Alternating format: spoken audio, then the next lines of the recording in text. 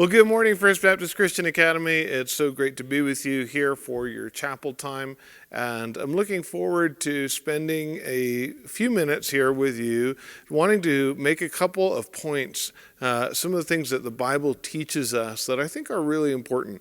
I've gotten a few questions from our middle schoolers and our fifth graders, and one of the questions that comes up regularly is there some tension between God and science and what the Bible says and what we discover through science? And so I want to do a little experiment. It's a real simple one, but it'll be fun, and it's going to help to demonstrate the truthfulness of Scripture, and also it's going to help to demonstrate the fact that creation itself gives evidence to a good God who created an ordered universe.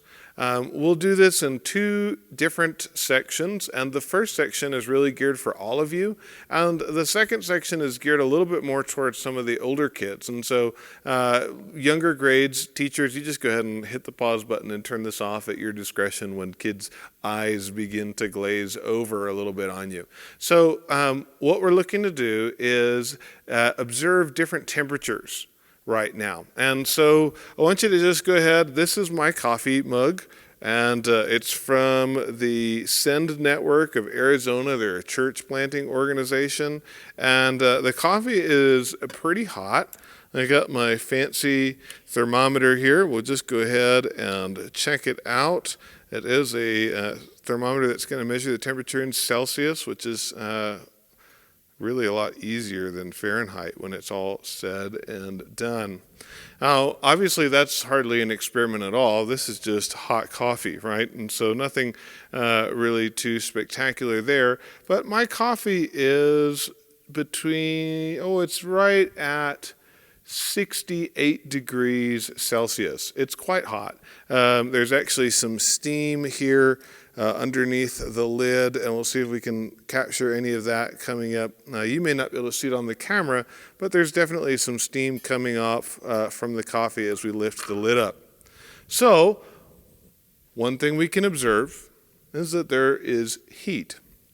Okay, next thing we're going to do.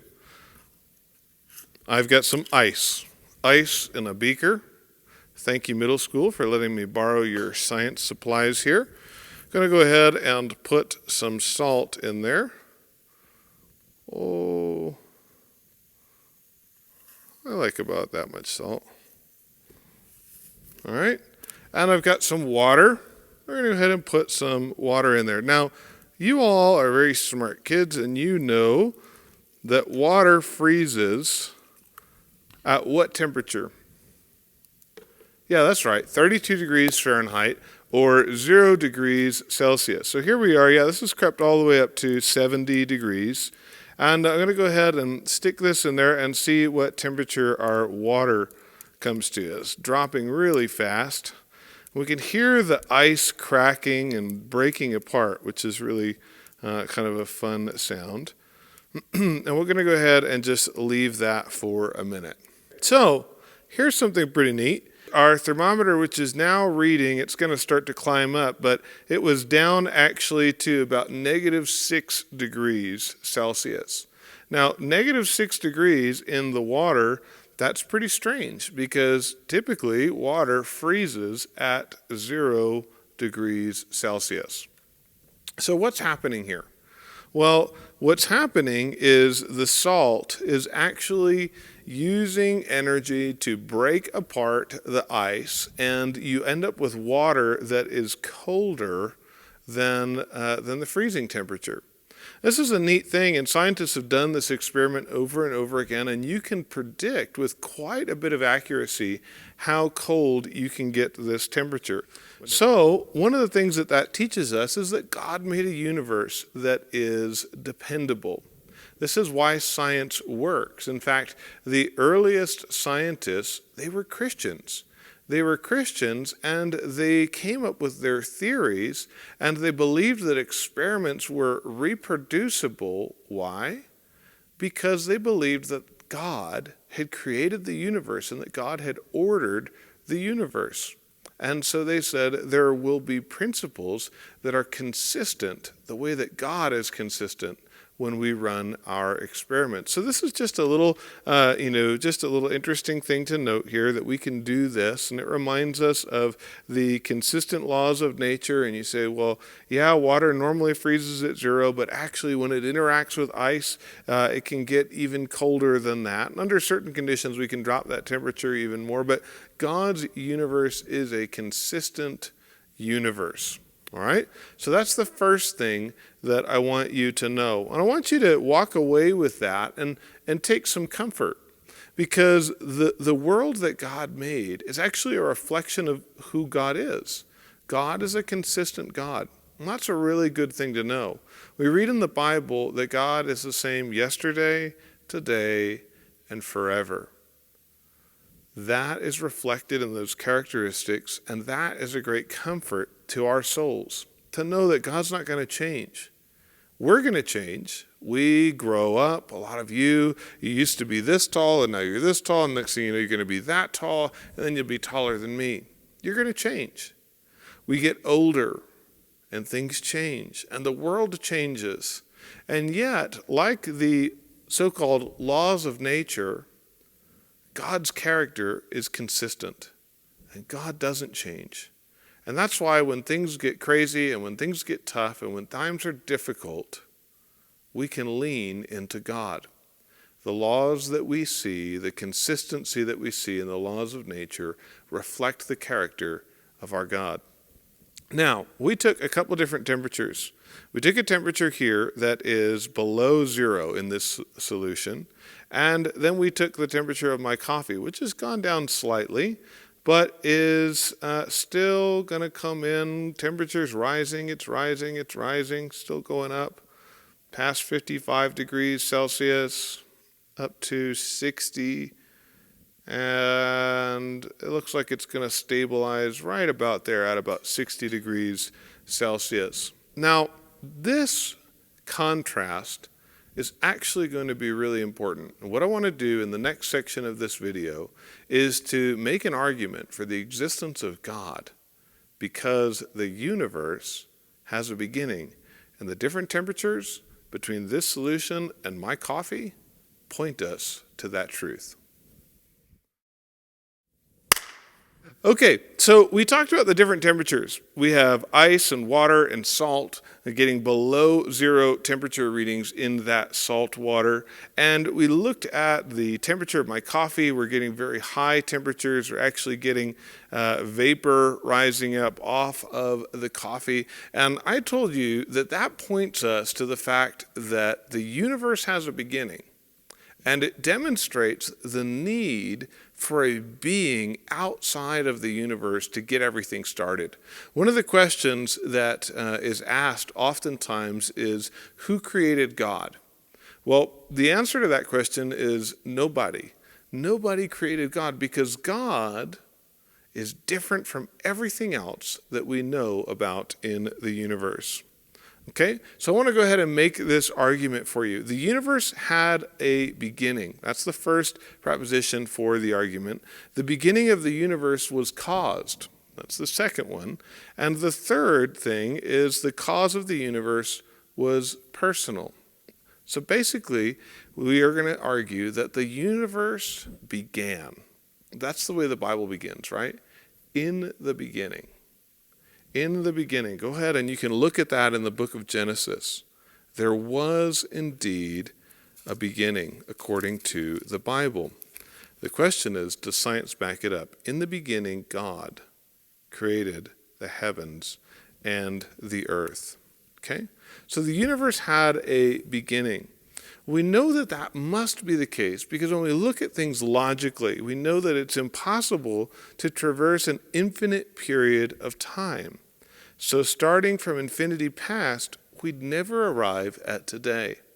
You cannot traverse an infinite period of time. If there was an infinite period of time before today, today would never arrive. Now, from science, which is what we're talking about here with our little experiment, we know there's a law of science. They call it a law. It's called the second law of thermodynamics, which means that usable energy decreases through entropy. and moves toward equilibrium. Equilibrium means that everything's equal, right? Like in math class, the equal sign, both sides of the equation are supposed to be the same. Well, equilibrium should occur, and it does occur when enough time is given. If we let these two things sit here long enough, eventually the liquid in this beaker will just be salt water, and it will be the same temperature as this room. And the coffee in my mug will eventually decrease in temperature, and it will be also the same temperature in this room. That's a demonstration of the law of entropy, the second law of thermodynamics. So the fact that we have two different temperatures here tells us that an infinite period of time has not passed. If an infinite period of time had passed, everything in the whole universe would be the exact same temperature. But not everything's the same temperature, right? My coffee's one temperature. This is one temperature. Go ahead and grab one of those things that we are now all used to at school. They check your temperature in the morning. You're a different temperature than the air around you. There's lots of things that are lots of different temperatures in the universe. The sun is incredibly hot. And then we have ice balls flying around in space. The universe is not uniform. There is no equilibrium. If the universe had always existed, if it was infinite and eternal, everything would be the same temperature. Okay? So the universe had a beginning. That's key. The beginning of the universe was caused. Okay? Nothing cannot produce something. If there's nothing, it doesn't just magically turn into something. Things don't just magically appear. And we know that's true in science and in logic. Arguments that the universe began as an account of a fluctuation in a quantum field don't break this principle either. Okay, there's still things in quantum mechanics that are in existence. And so if you're really into science and you're geeking out and you're going, wait a minute, there's fluctuations in quantum fields, but there's still something. There's still something there. The universe is not eternal, therefore it must have come into existence at some point, and something or someone must have caused it to come into existence. Things don't come into existence out of nothing. Okay, stay with me. So here's the key part. We say, okay, the universe had to come into existence. It's not eternal. What caused the universe to come into existence? Well, what could cause space and time and matter, that's the universe, to come into existence? The cause cannot be dependent on space or time or matter. Any of the above, because we're talking about how those things came into being. And so whatever we think caused space, time, and matter to come into existence can't be something that is dependent on space, time, and matter. Well, the cause must be timeless, right? They call that eternal, non-spatial, and non-material. The cause must also have the ability to move without something else moving it. That goes back to that question that so many of you ask. Who made God, or what caused God to come into being? Well, whatever this ultimate first cause is, has to be without some cause before it. The only cause that can move with no cause outside of itself must have a will. A movement that comes from within itself and not from without. We call this a supernatural being.